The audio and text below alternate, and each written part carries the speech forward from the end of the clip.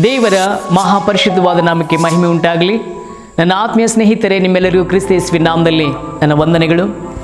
ಪ್ರಿಯರೇ, ನಿಮ್ಮೆಲ್ಲರ ಪ್ರಾರ್ಥನೆಯಿಂದ ಆರೋಗ್ಯವಂತವಾಗಿ ಮತ್ತೆ ನಿಮ್ಮ ಮುಂದೆ ನಿಂತು ದೇವರ ಮಾತನ್ನು ಸಾರೋದಕ್ಕೋಸ್ಕರವಾಗಿ ಆರೋಗ್ಯವನ್ನು ತಂದುಕೊಟ್ಟಂಥ ದೇವರಿಗೆ ಸ್ತೋತ್ರವಾಗಲಿ. ಪ್ರಾರ್ಥನೆ ಮಾಡಿರುವಂಥ ನಿಮ್ಮೆಲ್ಲರಿಗೂ ಕ್ರಿಸ್ತ ನಾಮದಲ್ಲಿ ನನ್ನ ಹೃದಯಪೂರ್ವಕವಾದಂಥ ವಂದನೆಗಳು ತಿಳಿಸುವಂತನಾಗಿದ್ದೇನೆ. ಮತ್ತೆ ಆತನ ಮಹಾಕೃಪೆಯಿಂದ ತನ್ನ ಸೇವೆಯಲ್ಲಿ ಮುಂದೆ ಸಾಗುವುದಕ್ಕೆ ಕೃಪೆ ಮಾಡಿಕೊಟ್ಟಂಥ ದೇವರಿಗೆ ಸ್ತೋತ್ರವಾಗಲಿ. ಇನ್ನೊಂದು ಮಹಾಸತ್ಯವನ್ನು ನಿಮ್ಮ ಮುಂದೆ ಹಂಚಿಕೊಳ್ಳೋದಕ್ಕೋಸ್ಕರವಾಗಿ ನಾನೆಷ್ಟು ಸಂತೋಷವುಳ್ಳವನಾಗಿದ್ದೇನೆ. ಅದೇನೆಂದರೆ, ದೇವರ ಕೆಲಸ ಮಾಡೋದಕ್ಕೋಸ್ಕರವಾಗಿ ಎನ್ನುವಂತಹ ಒಂದು ಶಿರೋನಾಮೆಯಲ್ಲಿ ಕೆಲವೊಂದು 4 ಭಾಗಗಳನ್ನು ನಿಮ್ಮ ಮುಂದೆ ಬಹಳ ಕ್ಲುಪ್ತವಾಗಿ ಹಂಚಿಕೊಳ್ಳೋದಕ್ಕೆ ನಾನು ಇಷ್ಟಪಡುವಂತನಾಗಿದ್ದೇನೆ. ಮೊದಲನೇ ಭಾಗದಲ್ಲಿ ದೇವರ ಕೆಲಸ ಮಾಡುವುದರಲ್ಲಿ ಆಸಕ್ತಿ ಇರಬೇಕು.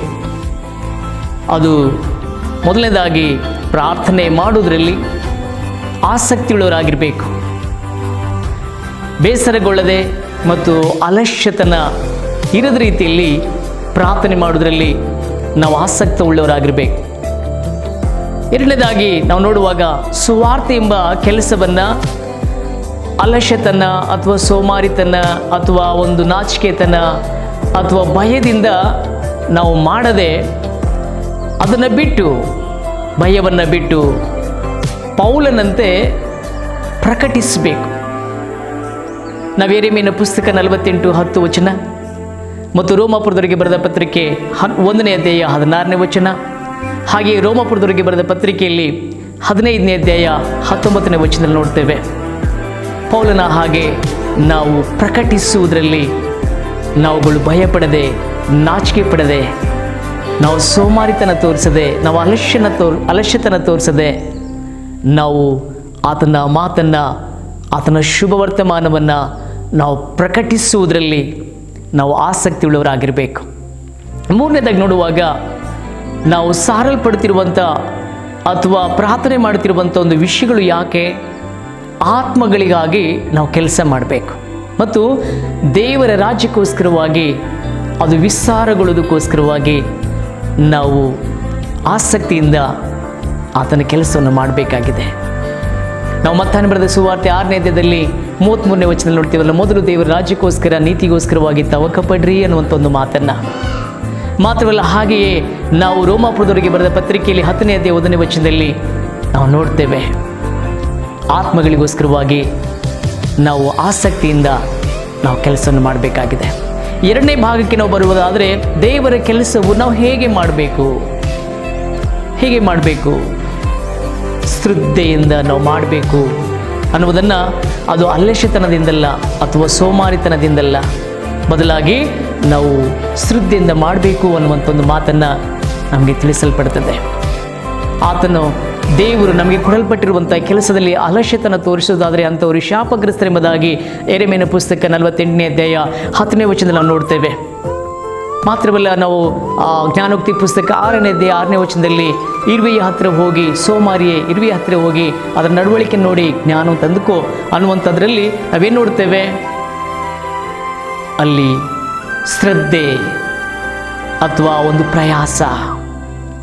ಓಕೆ, ಆ ರೀತಿಯಲ್ಲಿ ನಾವು ಆತನ ಒಂದು ಕೆಲಸವನ್ನು ಮಾಡಬೇಕಾಗಿದೆ. ಮಾತ್ರವಲ್ಲ, ಆತನ ಕೆಲಸವನ್ನು ಬಹಳ ಪ್ರೀತಿಯಿಂದ ನಾವು ಮಾಡಬೇಕಾಗಿದೆ.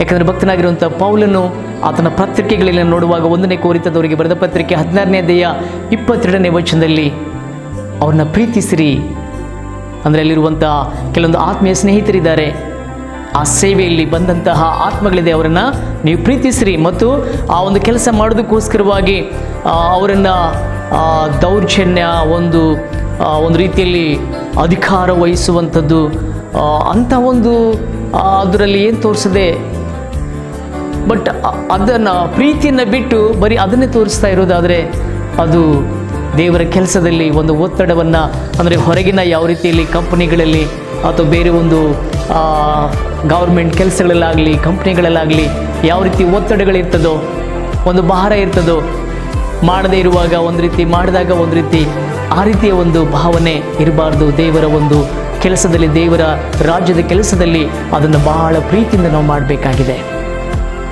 ಇಲ್ಲಿ ಯಾರ ಒತ್ತಡ ಇಲ್ಲ, ಯಾರ ಒಂದು ಅಧಿಕಾರವಿಲ್ಲ.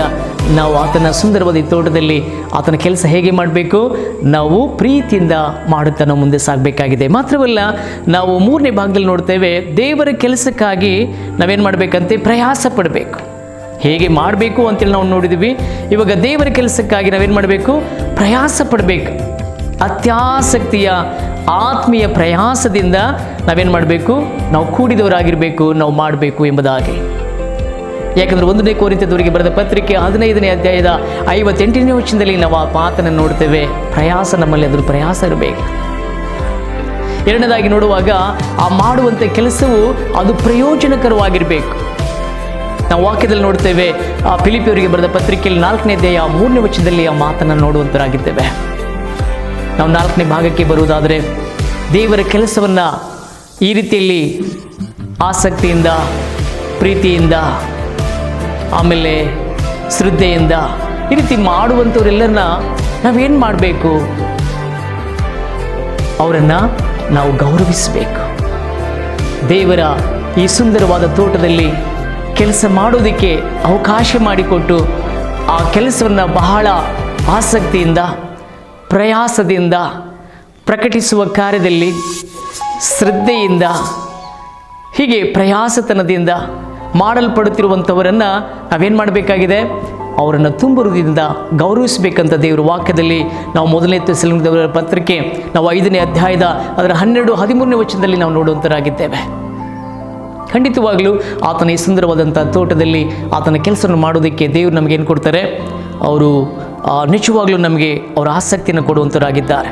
ನಾವು ಕೊಲೊಸ್ಸೆದವರಿಗೆ ಬರೆದ ಪತ್ರಿಕೆ 1ನೇ ಅಧ್ಯಾಯ ನಾವು 29ನೇ ವಚನ ನೋಡ್ತೇವೆ. ದೇವರು